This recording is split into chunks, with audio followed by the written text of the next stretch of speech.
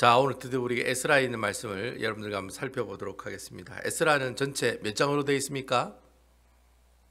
예, 이렇게 보셔야죠. 끝에를 찾아보면 되잖아요. 몇 장입니까? 예? 예, 추측하지 말고 보시면 되잖아요. 자, 쭉 넘어가 보니까 몇 장까지 나옵니까? 예, 몇 장까지 있냐고요? 몇 장까지 있냐? 몇 장까지 있습니까? 7장? 에스라가 몇 장까지 있습니까? 네, 10장까지 있죠. 예, 아유, 우리 장로님이 맞추셨네요. 네, 장로님이 맞추셨네. 큐티책 보면 8장까지 돼 있죠.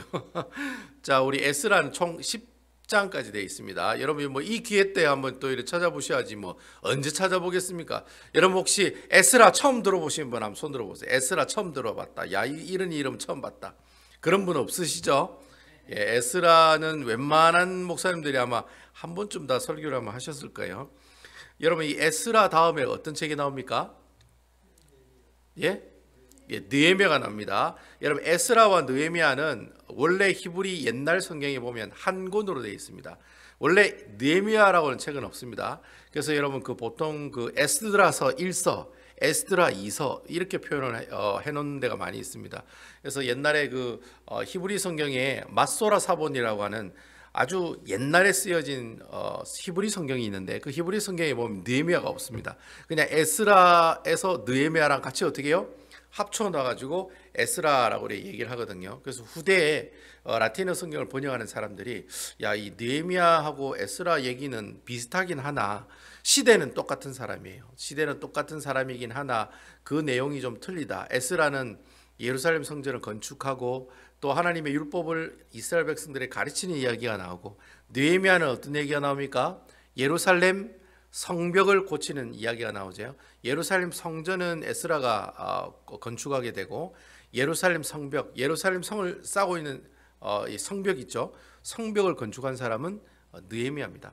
느헤미야가 그런 성벽을 건축하고 하나님의 율법이 그들의 삶 가운데 잘 적용되기 위해서 가르치고 이야기한 사람이 바로 느헤미야입니다. 그래서 나중에 후대 사람들이 에스라와 느헤미야는 나누는 게 좋겠다. 그래서 성경을 번역할 때 에스라, 느헤미야 이렇게 나눴습니다. 원래는 똑같은 책이라고 얘기했죠. 항상 기억하세요. 원래는 에스라와 느헤미야는 똑같은 책 한 권으로 되어 있다. 이거하고 비슷한 내용이 또 있네요. 우리 저번날에 우리 했던 누가복음이랑 사도행전이 같은 책인 것처럼 후대 사람들이 나눈 겁니다. 읽기 쉬우라고. 에스라도 마찬가지예요. 느헤미야랑 에스라는 한 권의 책으로 되어 있다. 근데 나중에 후대 사람들이 나누었다. 그렇게 이야기하면 되겠습니다. 이 에스라와 느헤미야를 구약 성경의 어떤 책이라고 얘기하냐면 역사서다 그렇게 이야기합니다. 여러분 구약 성경은 총 몇 권이 있습니까? 네? 왜? 다 같이 얘기하셔야죠. 예? 근데 가만히 계시면 안 되죠. 모르면 안 됩니다. 구약 성경 몇 권? 39권. 39 27. 예, 그래서 신약이 27권이고요. 합쳐서 몇 권? 예, 성경은 몇 권입니까? 예, 성경은 한 권 아닙니다. 어떤 사람은 성경은 몇 권입니까? 합니까? 한 권 이러는데 성경은 한 권이 맞긴 맞아요. 성경은 한 권인데 곤란합니다. 문 목사한테 하나님 말씀을 들은 사람 성경 몇 권입니까? 한 권입니다. 이렇게 이야기하면 제가 얼마나 가슴이 아프겠습니까? 성경은 66권으로 되어 있습니다. 구약 39, 신약 27권입니다. 그래서 여러분 그 구약의 39권 가운데서 역사서가 있고 그 모세율법이 있고 시가서가 있고 그다음 대선지서가 있고 소선지서가 이렇게 있거든요.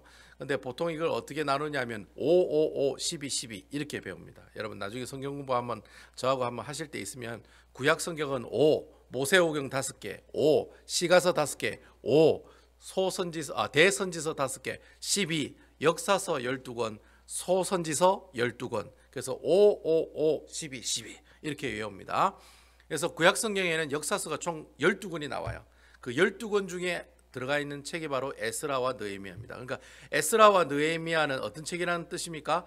역사서라고 하는 겁니다. 역사서란 말이 무슨 말이냐면 말 그대로 역사를 기록해낸 책이라는 거죠. 역사서가 어디부터 시작되죠? 여호수아부터 시작됩니다. 창세기, 출애굽기, 레위기, 민수기, 신명기 이걸 모세오경이라고 얘기하죠. 모세오경부터 나오는 여호수아, 사사기, 룻기, 사무엘상하, 열왕기상하, 역대상하, 에스라, 느헤미야, 에스더까지 여기까지가 바로 역사서입니다. 이게 총 몇 권입니까? 12권입니다. 아시겠죠? 그래서 우리가 성경을 볼 때 여호수아부터 쭉 에스더까지는 쭉 연결된 모든 책들은 어떤 책이다? 역사서구나. 역사에 대해서 기록했다. 이렇게 생각하시면 되겠습니다. 그래서 에스라와 느헤미야도 역사서다라고 얘기할 수 있어요. 이 에스라와 느헤미야의 배경이 어디 배경이냐면은 이스라엘 백성들이 바벨론에게 이제 쫄딱 망하게 되고 이제 바벨론 포로로 잡혀갑니다. 바벨론 포로로 잡혀가지고 몇 년 동안 포로로 있죠? 70년 동안 포로 생활을 하게 되죠. 70년 딱 지난 다음에 다시 예루살렘으로 이 이스라엘 백성들이 돌아옵니다. 돌아와가지고 이스라엘 백성들하고 읽으라고 이렇게 기록한 책이 구약 성경에 몇 권이 있냐면 8권이 있습니다. 자, 그 책이 어떤 책일까요? 자, 보세요. 역대기 상하. 역대기 상하는 여러분들이 보기에 그거 혹시 그 이상한 역사책인데 왜 포로 전 이야기가 아닌가요? 그게 아니라 이 역대기 상하는 포로로 갔다 온 사람들에게 읽으라고 준 책입니다. 그리고 에스라, 느헤미야, 에스더, 그다음 학개스가랴, 말라기. 그리고 역대기가 역대기 상하니까 하나 더 포함되겠죠. 그러니까 총 8권입니다. 자, 역대 상하, 그다음 에스라, 느헤미야, 에스더, 학개스가랴, 말라기. 이 8권은 어떤 책이라고요? 포로로 잡혀갔다가 다시 돌아온 이스라엘 백성들에게 읽으라고 준 책입니다. 그 책 가운데 어떤 책이 있어요? 에스라와 느헤미야가 있다는 거죠. 그러니까 에스라와 느헤미야는 이스라엘 백성들이 포로로 잡혀갔다가 다시 돌아와요.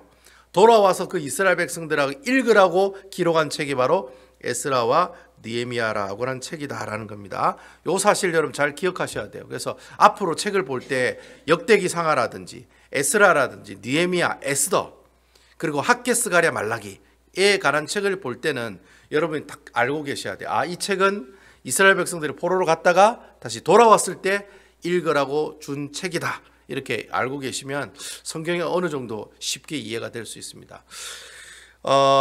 그 당시 이스라엘 백성들이 70년 포로 생활을 하다가 이스라엘에 돌아왔을 때 이스라엘 백성들에게 하나님께 던진 질문이 있습니다. 그게 뭐냐니까 왜 하나님이 이스라엘을 버렸냐라는 거였어요. 왜 하나님이 이스라엘을 버렸냐? 이 질문에 대한 답을 기록한 책이 어떤 책이에요? 바로 열왕기 상하에 나오는 책입니다. 그러니까 열왕기 상하는 바벨론 이스라엘 백성들이 바벨론 포로로 가 있는 가운데 읽으라고 준 책이에요. 열왕기 상하가.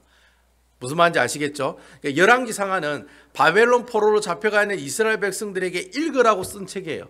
그러니까 여러분 왜 이스라엘 백성들이 망했는지 그 이유가 있을까요? 없을까요? 적어놨다는 거예요. 왜 망했습니까, 여러분? 열왕기 상하에 나오는 그 주제가 뭐예요? 뭐 때문에? 뭐 때문에 망했다? 그래, 죄 때문에 망했다는 거예요. 우상 숭배랑 또 하나님 신앙 또 하나 더 있죠. 뭐죠? 교만함. 교만함이라는 것은 하나님 필요 없다는 말이거든요. 이스라엘 백성들이 망한 두 가지 이유는 우상 숭배라 교만함입니다. 아시겠죠? 하나님이 치라는 두 가지입니다. 이게 공식적으로 치라한다고 성경에 이야기한 내용 중에 두 가지가 우상 숭배랑 교만함이에요. 아시겠죠? 그래서 우상 숭배와 교만함 때문에 네가 망한 거야 라고 이야기하고 있는 내용이 열왕기 상하에 나온다는 거예요. 그러니까 그와 비슷한 얘기로 그러면 역대기 상하에 보면은 이 이야기를 너는 죄 때문에 하나님이 심판받았어, 이 이야기는 열왕기 상하고, 그러면 이와 비슷한 이야기를 기록한 책이 뭐냐니까 바로 역대기 상하에 나오는 내용이라는 거예요. 역대기 상하도 똑같이 이스라엘이 망하고 남유다가 망하는 이야기가 나오거든요. 근데 그 내용을 보면은 좀 고상하게 신학적인 표현을 쓰면서 이스라엘이 망한 이유를 이야기하는 내용이 역대기 상하에 나와요. 그 어떤 얘기냐면은 너희들이 하나님과의 언약을 버렸기 때문에 어떻게 됐다? 하나님의 심판을 받고 바벨론의 포로로 갔다는 거예요. 그러니까 여러분 이스라엘 백성들의 하나님께서 왜 이스라엘이 망했습니까? 라고 질문을 던졌을 때 너희들 죄 때문이야 라고 이야기한 책은 열왕기 상하고, 이걸 조금 더 신학적으로 아주 고차원적으로 엘레강스하게 표현한 내용이 바로 역대기 상하인데, 그 내용은 뭐라고 되어 있느냐? 너희가 하나님의 언약을 버렸기 때문에 어떻게 됐다? 하나님의 심판을 받았다는 거예요. 그러니까 하나님은 이스라엘 백성들을 버리고 싶어서 버린 게 아니라 어떻게 해요? 너희가 먼저 하나님과 약속을 어겼기 때문에 어떻게 해요? 하나님이 심판을 주셨다는 거예요. 그래서 여러분 그 언약에 관한 이야기를 가지고 이야기한 내용이 역대기 상하에 나오는 내용이고, 아까 제가 얘기했던 포로 가운데 왔을 때 지은 책 에스라, 느헤미야, 에스더, 학개, 스가랴, 말라기도 동일하게 어떤 이야기를 가지고 얘기하고 있냐면 바로 하나님의 언약이라는 내용을 가지고 이야기하고 있다는 거예요. 제가 이전에 구약 성경할 때 꼭 잊지 말아야 될 단어가 뭐라고 그랬습니까? 하나님의 언약이라고 얘기했습니다. 여러분, 언약, 구약 성경, 신약 성경 공부할 때 언약을 가지고 공부 안 하면 제가 얘기했잖아요. 안고 없는 찐빵이요 고무줄 없는 팬티라고. 예? 똑같습니다. 아무짝에 소용이 없어요. 그러니까 언약이라는 내용을 가지고 이번에도 에스라라고 하는 이 내용을 살펴보면 우리가 쉽게 본문의 내용을 이해할 수 있다라고 하는 겁니다.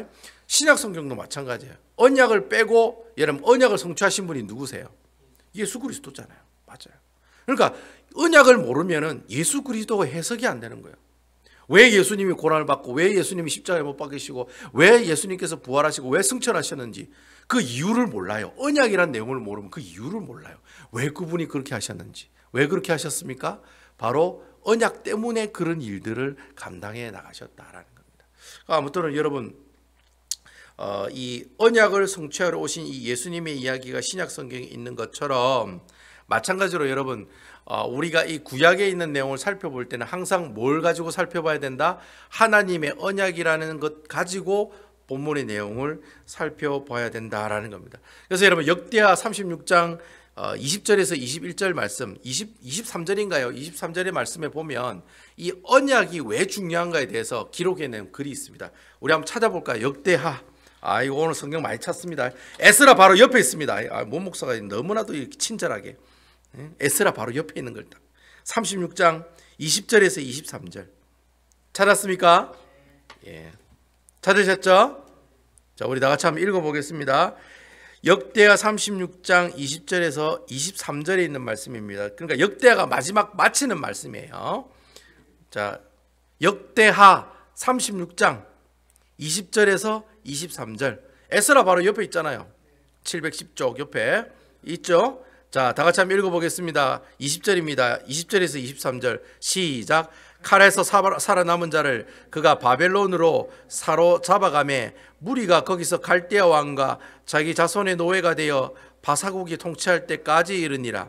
이에 토지가 황폐하여 땅이 안식년을 누림같이 안식하여 70년을 지냈으니 여호와께서 예레미야의 입으로 하신 말씀이 이루어졌더라.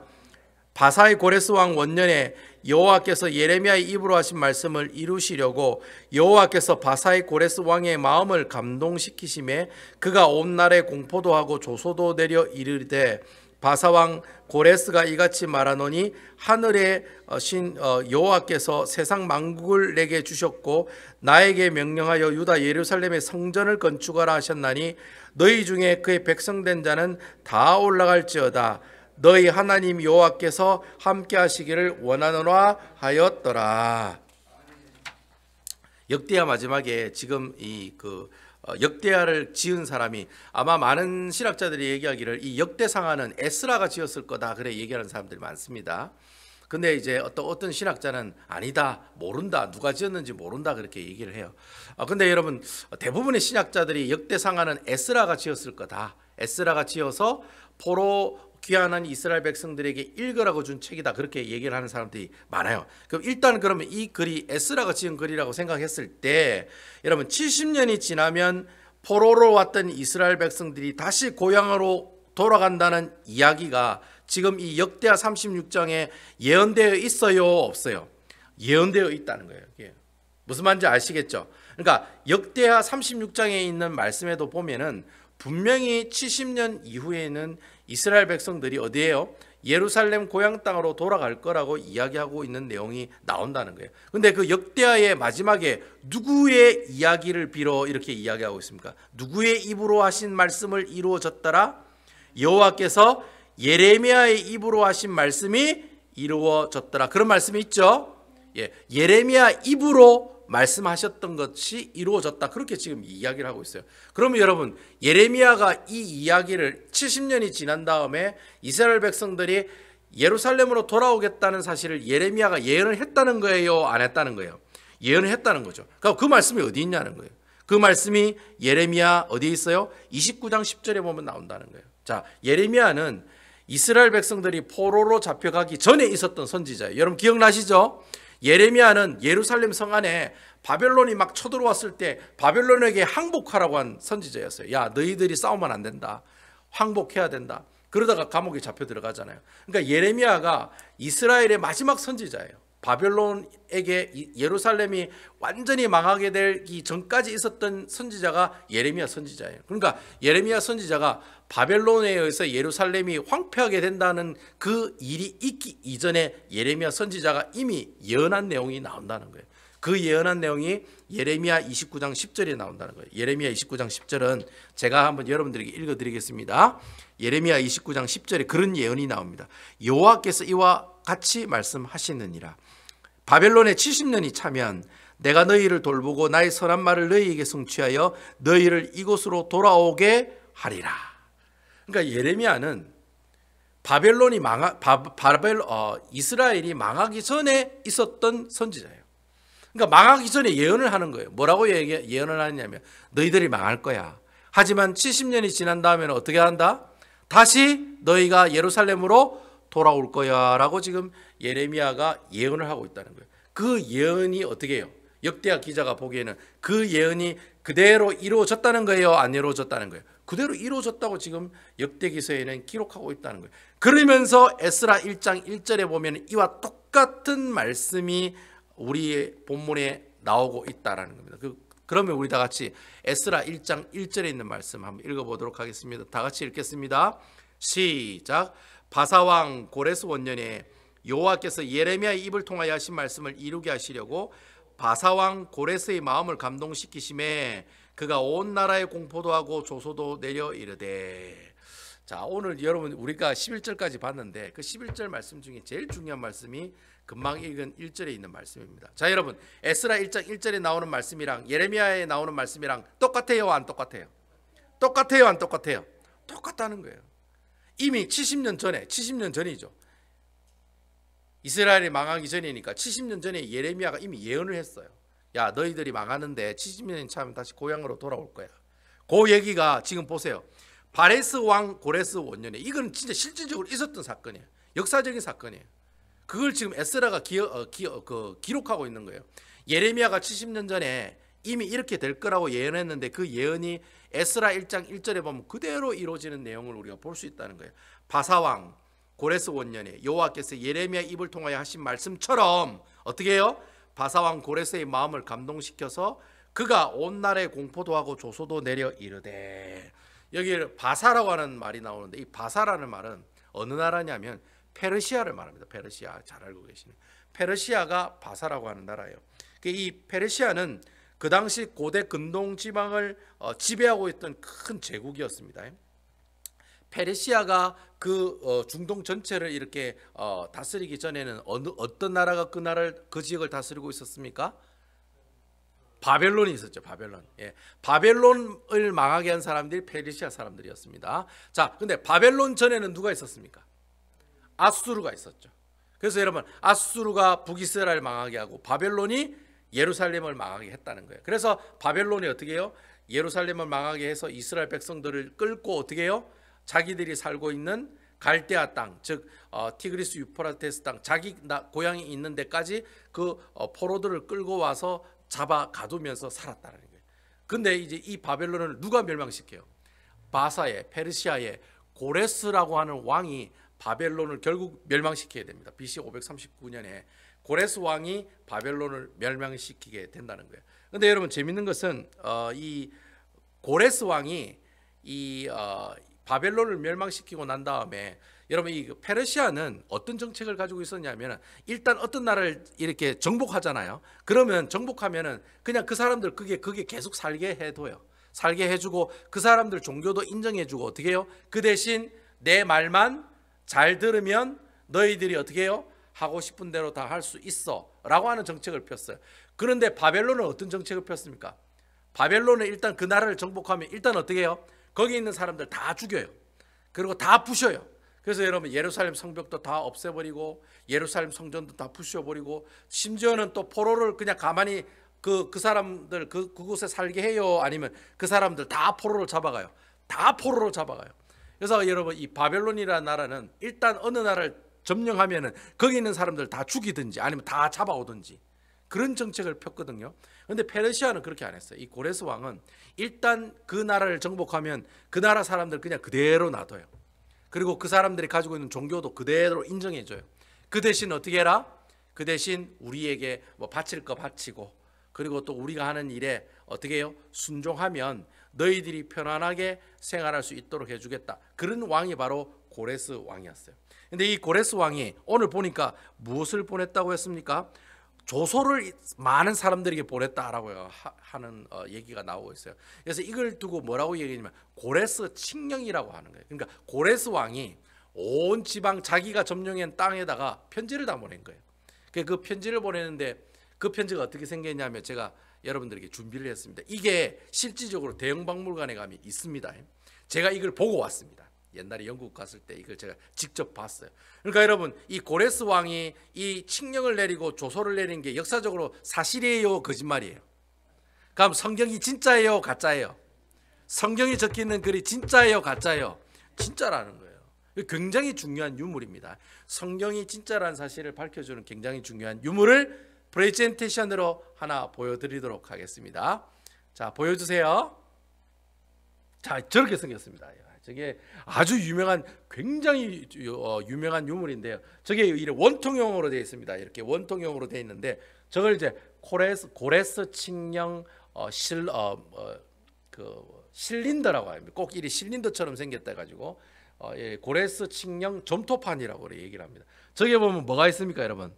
글씨가 있죠, 글씨. 저 글씨의 주인공이 누구냐면 고레스 왕입니다. 고레스 왕. 저걸 이제 대형 박물관에 이제 영국 사람들이 옛날에 그 중동 지방을 점령했을 때 저걸 훔쳐왔다는 거 아닙니까? 이거 진짜 중요한 건데, 이거 성경에 나오는 이야기인데 이러면서 저거 가지고 온 겁니다. 저거 가져가 가지고 자기 나라에 딱 보관해 가지고 지금 전시하고 있는 내용입니다. 저 내용이 어떤 내용이 있냐면은 그런 내용이 있어요. 고레스 왕이 여러분들에게 이야기하는데 뭐라고 이야기하느냐면, 야, 나는 다른 왕들과 틀리다. 다른 왕들은 여러분들을 정복하면 여러분들 다 죽이거나 다 노예로 잡아가지 않느냐. 나는 그렇게 하지 않는다. 나는 너희들이 가지고 있는 종교, 오케이, that's okay. 너희가 살고 있는 땅 그대로 다 살아. 나는 너희들이 가지고 있는 종교의 성전까지도 건축하라고 어떻게 해요? 온갖 물건과 어떻게 해요? 그 재산 같은 것들을 너희들에게 계속해서 줄 것이다. 주겠다. 너희에게 준다. 그러니까 너희들은 이렇게 착한 왕들을 어떻게 해라? 순종해라. 대체적으로 그런 얘기가 적혀져 있는 거예요. 그러니까 나는 이제까지 다른 왕하고 틀려. 다른 왕들은 다 죽였지만 나는 너희들을 안 죽여. 심지어 너희들이 가지고 있는 종교의 그 신들을 섬기는 성전을 건축하기 위해서 뭐까지 줘요?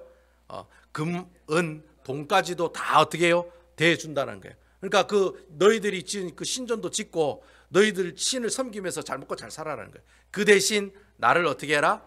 나를 따르고 나에게 순종하라. 그런 얘기들이 아까 그 실린더 안에 하나하나 기록되어 있다라고 하는 거예요. 그러니까 여러분, 결국에는 성경에 있는 내용이 가짜예요, 진짜예요?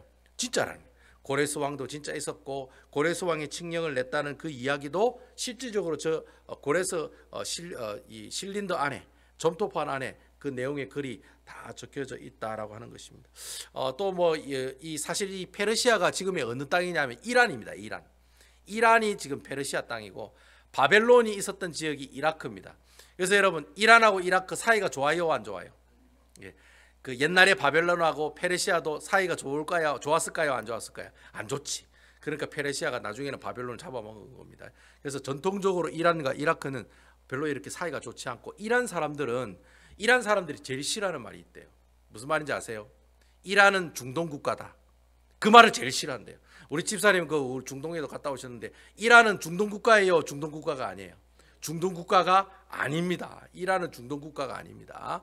여러분, 이라크, 사우디아라비아, 뭐 이렇게 쿠웨이트 이런 사람들 다 아랍 민족이에요. 중동 사람들이에요. 근데 이란은 중동 사람들이 아니에요. 이란은 어디 쪽 사람입니까? 유럽 쪽 사람입니다. 유럽 쪽 사람. 아시겠죠? 그래서 이란하고 이라크는 언어도 틀리고 종교가 같아요. 종교가 이제 이슬람교이기 때문에 종교만 같을 뿐이지 언어도 틀리고 혈통도 틀리고 조상도 틀리고 다 틀립니다. 그래서 이란 사람들한테 야 너희들 중동 국가 아니야 이러면 제일 싫어합니다. 그 얘기를 제일 싫어하는 얘기고, 그 사람들은 페르시아의 후예로서 어떻게 해요? 유럽의 혈통을 가지고 태어난 사람들이다라고 생각하고 있어요. 그래서 여러분 한국이 축구하면 이란한테 져요 이겨요?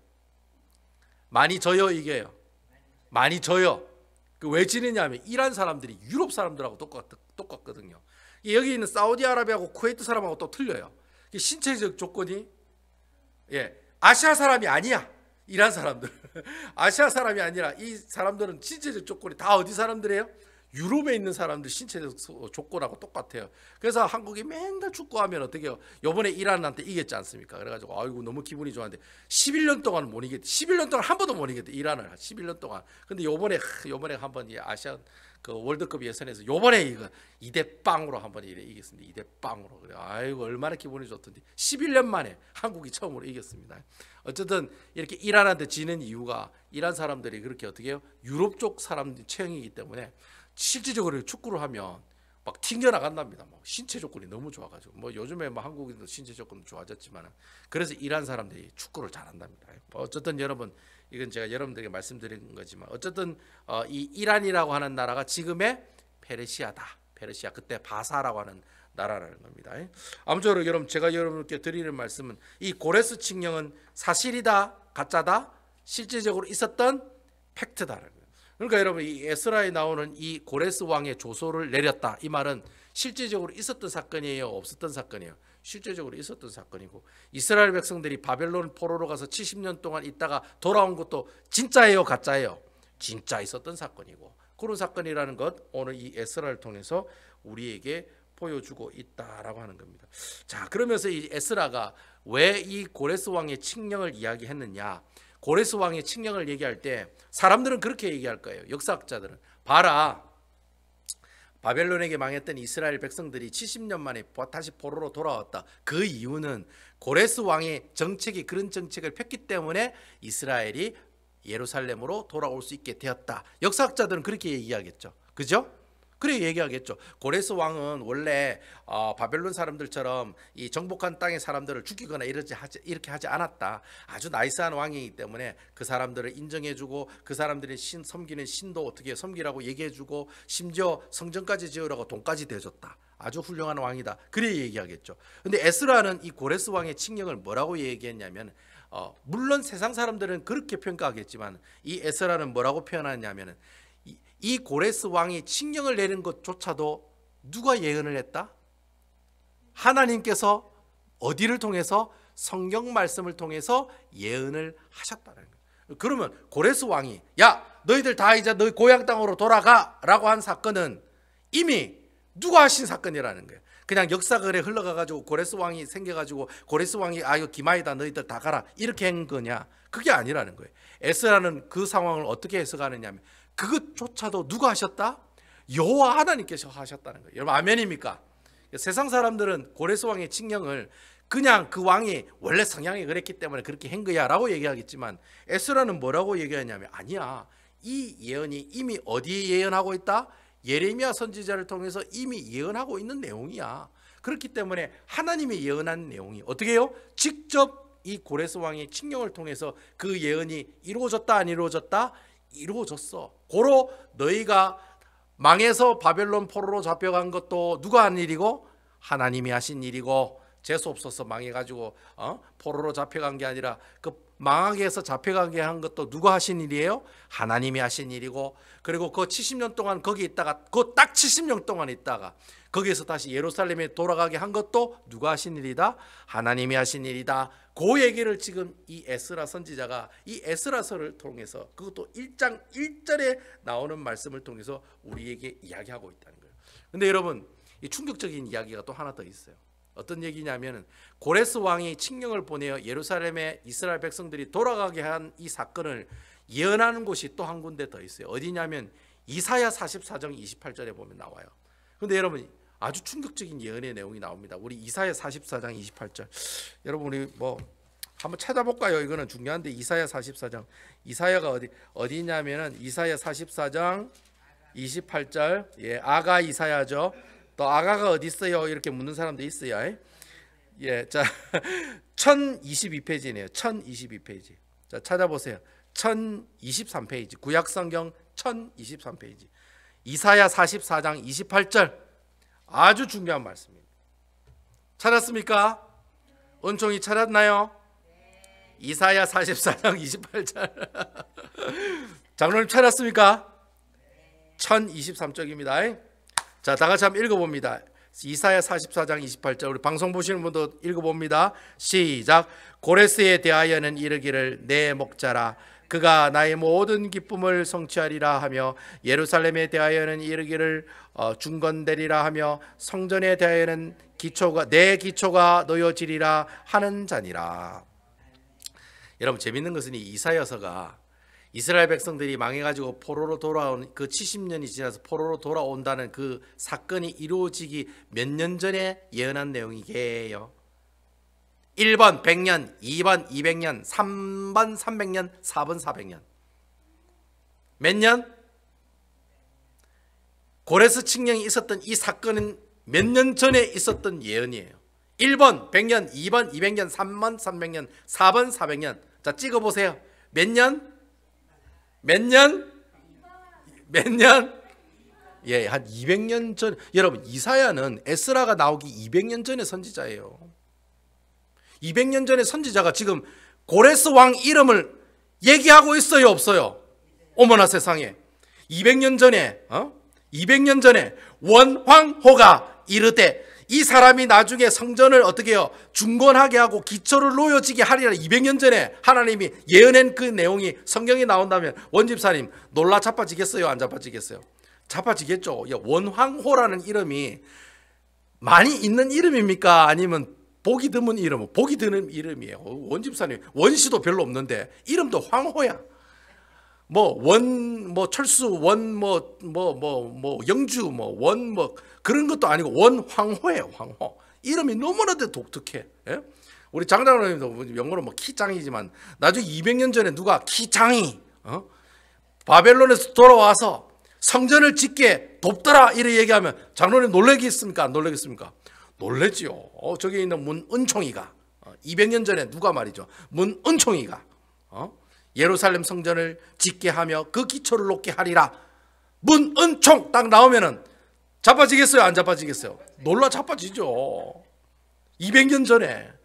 기가 막히다라는 거예요. 기가 막히다는 거예요. 여러분, 기가 막히지 않아요? 200년 전에 고레스라는 이름을 어떻게 알아서 이사야가 그냥 그대로 이름을 그대로 얘기하는 게 고레스에 대하여 이르기를 내 목자라. 내 목자라 얘기하는 거예요. 고레스가 내 목자가 될 거라는 거예요. 그 사람이 나와가지고 너희들의 성전을 다시 짓고 건축하는 데 기초가 되게 해주리라. 아멘이지요? 그 얘기가 이사야 44장 28절에 있는 이 이야기가 그대로 어떻게 해요? 지금 에스라 1장 1절에 200년이 지난 다음에 그 일들이 일어나가지고 에스라가 그걸 기록하고 있다는 거예요. 결국 여러분, 세상에 일어나는 모든 일들, 우리 가정에 일어나는 모든 일들, 교회에서 일어나는 모든 일들 다 누가 주관한다는 거예요? 예? 다 조 바이든이 다 주관하는 겁니까?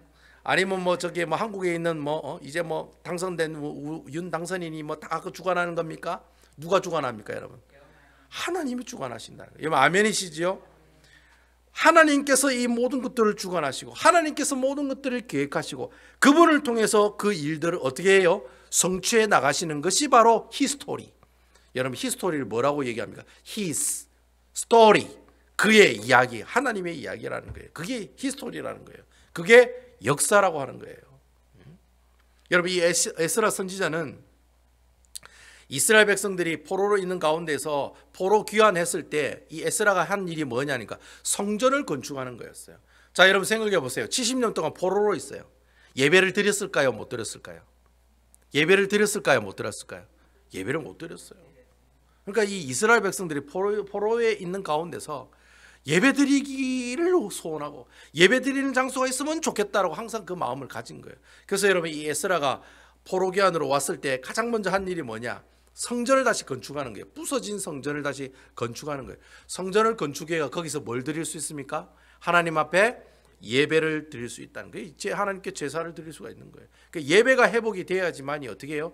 이스라엘 백성들이 다시금 하나님께서 세워주실 거라고 확신했기 때문에 이 에스라 선지자가 와서 한 일이 바로 성전을 건축하는 일이고, 그리고 또 뭐예요? 하나님의 율법을 그들에게 가르치고 이야기해 주는. 그래서 여러분 이 에스라가 이 아론의 대제사장이 16대 손자예요. 16대 자손이고, 이 레위 지파 사람이고, 또 이 사람은 제사장 가문의 자손이에요. 이 제사장 가문의 이 레위 지파의 이 가문의 후예인 이 에스라가 어떻게 해요?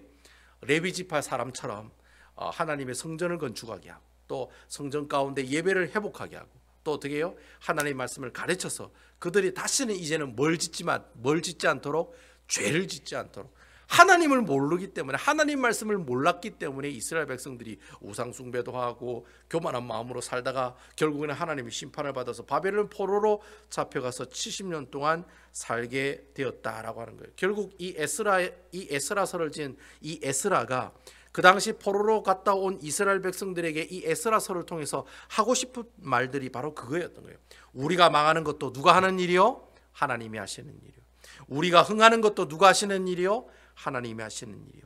결국 바벨론 포로 가운데서 돌아온 우리가 할 수 있는 일이 뭐냐? 그 끝까지 하나님을 어떻게 하고 신뢰하고 하나님을 믿고 나가는 것. 그것이 바로 바벨론 포로로 갔다가 온 이스라엘 백성들이 하는 일이라는 것. 이제부터는 누구를 의지해야 돼요? 하나님을 의지하고 하나님을 신뢰하라는 걸. 봐라, 네가 망한다고 망한 것 그 말씀대로 이루어졌지 않느냐? 70년 후에 돌아온다고 이사야 선지자를 통해서 200년 전에 주님께서 예언했지 않느냐? 그 고레스 왕이라는 사람의 이름을 통해서 너희가 다시 예루살렘에 돌아와서 성전을 건축하겠다는 그 예언의 말씀이 이루어진 것이 바로 말씀을 통해서 어떻게 해요? 이루어졌지 않느냐? 그런 네가 할 수 있는 일이 뭐냐? 하나님을 끝까지 어떻게 하고 신뢰하고 하나님을 믿고 나가라는 거예요. 말씀대로 망하게 하시고 말씀대로 다시 회복시켜 주셨으니까 그 하나님을 어떻게 하라는 겁니까? 믿고 의지하고 신뢰하는 사람들이 되어라. 그 이야기가 에스라서의 10장의 내용 전체적인 내용에 기록하고 있다라고 하는 겁니다. 그래서 저는 여러분들이, 우리 베다니 교회 성도 여러분들이 정말 이런 심정으로 예수님을 믿었으면 좋겠어요. 이런 심정으로. 에스라가 이 돌아온 이스라엘 백성들에게 이야기하는 심정이 뭡니까? 바로 그거잖아요. 너희들이 인간적으로 보면 깜깜하고 참 인간적으로 보면 참 정말 깝깝한 그런 마음이 있을 때마다 너희들이 어떻게 하라는 거예요? 하나님을 바라보고 하나님을 의지하고 하나님만 어떻게 해요? 주님의 말씀만 순종하며 살아가는 그런 모습의 사람들이 되어라라고 하는 겁니다. 여러분, 우리 교회 상황들을 보면 요즘에 어떻습니까? 깝깝하죠. 캄캄하죠. 근데 여러분, 부흥이라는 것이 어떤 게 부흥이냐? 여러분, 어떤 분이 그러시더라고요. 교회가 부흥이 돼야 되지 않겠습니까? 우리 교회는 왜 부흥을 안 합니까? 저에게 그렇게 얘기하시는 분이 계셨어요. 그래서 제가 그랬어요, 그분한테. 교회 부흥이라는 얘기 어디에 나오냐고. 여러분, 교회 부흥이라는 얘기는요, 하박국 그 한 군데밖에 안 나옵니다. 하나님께서 우리에게 보여주신 부흥은 교회 사람이 많아지는 게 부흥이 아닙니다. 여러분, 꼭 기억하셔야 돼요. 여기 우리 장로님, 안수 집사님, 권사님 꼭 기억하세요. 부흥은 베다니 교회 예배당에 사람들이 꽉꽉 차는 게 부흥이 아닙니다. 여러분, 성경에 말하고 있는 부흥이 뭐냐? 성경에 말하고 있는 부흥은 하나님의 말씀을 통해서 내 자신이 변하는 것이 부흥인 줄로 믿으시기 바랍니다. 내가 예수를 믿고 내 말이 변하고 내 생각이 변하고 내 가치관이 변하고 내가 하는 모든 행동이 여러분들 자신이 먼저 변해야지 부흥이 일어나는 거예요. 우리 원집사님 변해야지 부흥이 일어나는 거예요. 우리 장장로님 변해야지 부흥이 일어나는 거예요. 여기 권사님이 안 변하면 우리 교회가 부흥이 일어나지 않는 거예요. 문목사가 변하지 않으면 이 교회의 부흥은 없다라는 거예요. 내 스스로 내 자신이 먼저 어떻게 해요? 하나님의 말씀을 통해 변해야 된다는 거예요. 변하는 그곳에서부터 뭐가 일어나는 거예요? 하나님의 놀라운 역사가 일어나게 된다라는 거예요. 내 인생의 주인 되시는 분이 누구이시냐? 주님이시라는 거예요. 내가 지금 처한 상황 가운데 나와 함께 하시는 분이 누구시냐? 하나님이시라는 거예요. 내가 망해도 주님과 함께 하시고 내가 흥해도 주님과 함께 하시기 때문에 나는 끝까지 어떻게 해요? 내 스스로 내 자신이 변화되기 위해서 오직 누구만을 신뢰해요? 하나님만을 신뢰하고 끝까지 하나님만 바라보고 하나님만 오직 어떻게 해요? 신뢰하고 의지하는 모습으로 나가는 그 모습이 있는 한 사람이 있는 그곳이 바로 하나님의 부흥이 일어나는 곳이다라는 겁니다. 결국 부흥의 시작은 어디서부터 시작되느냐? 내 자신이 변하면서부터 시작하는 거예요. 그 나는 변하지도 않는데 교회 왜 사람 안 오느냐고 그래 얘기하면 어떻게 제가 얘기를 하겠어요? 그게 하나님께서 말하는 부흥이 아니라는 거예요. 이게 많은 사람들이 그런 생각을 가지고 있어요. 부흥은 교회가 많아지고 재정이 많아지고 막 사람이 꽉꽉 밀어차가지고 건축하고 뭐 그런 게 바로 부흥한 교회가 아닙니까? 아니에요, 여러분. 내 마음이 하나님의 말씀으로 변하지 않는 사람이 없는 그 교회는 그 죽은 교회예요. 여러분, 정말 하나님께서 기뻐하시는 부흥하는 교회는 내 스스로가 먼저 변화하는 교회, 오직 하나님만을 바라보는 교회. 나 혼자 내 스스로가, 이전에는 내 힘 믿고 내 지혜 믿고 내 명철 믿고 살아가는 사람이 이제부터는 두 손 두 발 다 드러내놓고 하나님, 오직 주님이 하셔야 됩니다. 주님이 도와주셔야 됩니다 라고 하나님 앞에 무릎 꿇고 기도하는 그 사람에서부터 뭐가 시작돼요? 부흥이 시작된다는 거예요. 그러니까 여러분, 이 에스라도 성전을 건축하고 어떻게 해요? 성전을 건축하고 하나님 앞에 정말 참된 예배를 드리는 그 예배자 한 사람, 그 한 사람이 있으면 하나님께서는 다시는 하나님께서 이 나라를 심판하지 않을 거란 사실을 알았기 때문에 이 에스라가 성전을 건축하고 난 다음에 그곳에서 뭘 가르칩니까? 하나님의 말씀을 그들에게 가르쳤다는 거예요. 그러니까 여러분들이 매일 집에서 하나님의 말씀을 읽고 하나님의 말씀을 묵상하고 하나님의 말씀대로 살아가는 게 얼마나 중요한 거예요. 여러분, 내가 매일 성경 보는 것만큼 중요한 일이 없어요. 예? 여러분, 문 목사가 여러분들에게 16주 구약 성경 통독, 구약 성경 개론, 신약 성경 개론, 성경 공부 만들어 가지고 여러분들 붙들어 놓고 성경 공부하는 것보다 여러분들이 집에서 매일매일 말씀 가지고 큐티하시고 매일매일 맥체한 성경 4장씩 꼬박꼬박 읽어 나가는 순종하는 그 사람에서부터 뭐가 일어나는 거예요? 하나님의 놀라운 부흥의 역사가 일어난다는 거예요. 그래서 하나님의 말씀이 있는 곳에 뭐가 있어요? 우리의 말이 바뀌고 여러분들의 생각과 가치관이 바뀌고 여러분들의 행동이 바뀌는 역사가 이 하나님의 말씀을 통해서 일어난다라고 하는 것입니다. 그러니까 여러분, 하나님의 말씀 보고 읽고 묵상하는 것 절대로 포기하지 마시고 끝까지 해나가십시오. 여러분, 아멘이시죠?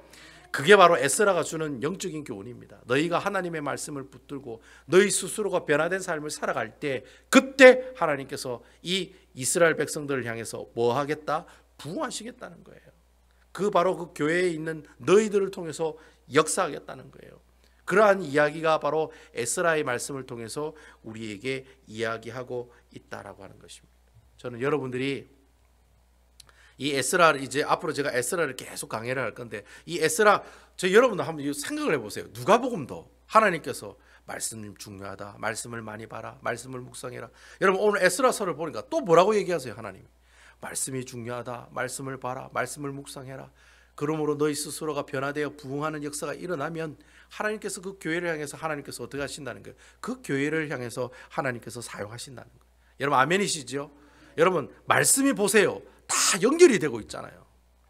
여러분, 놀랍지 않습니까? 여러분, 누가복음, 신약 성경에 있는 누가복음도 그렇고 구약 성경에 있는 에스라 말씀도 똑같아요. 여러분, 말라기에 있는 말씀도 똑같습니다. 근데 여러분, 나중에 에스라가 끝나고 나서 말라기 말씀을 가지고 또 강연을 할 건데, 말라기도 똑같아요. 여러분, 말라기도 나오는 그 중심 주제는 하나님의 말씀이에요. 말씀을 잃어버린 이스라엘 백성들에게 뭐가 있어요? 하나님이 심판이 있겠다고 마지막으로 이 이스라엘 백성들에게 예언을 한 선지자가 바로 말라기 선지자라는 겁니다. 여러분, 이 사실을 여러분 꼭 기억해서 아무튼 여러분, 주의 말씀을 통해 여러분들이 하나님을 만나고 그 만난 그 하나님을 통해 여러분 스스로가 변화가 되어서 여러분 스스로가 이 베다니 교회 영적인 부흥의 씨앗이 되었으면 좋겠습니다. 아멘이시죠? 여러분들이 이 우리 교회 부흥의 기둥이 되라는 말을 저는 드리고 싶지 않아요. 그냥 씨앗이 되세요. 그냥 여러분들이 씨앗이 돼서 죽으시면 돼요. 여러분이 씨앗이 돼서 죽으면 그곳에서 싹이 나고 식물이 자라서 열매를 틔우는 하나님 놀라운 영적인 부흥의 역사가 일어날 줄로 믿으시기 바랍니다.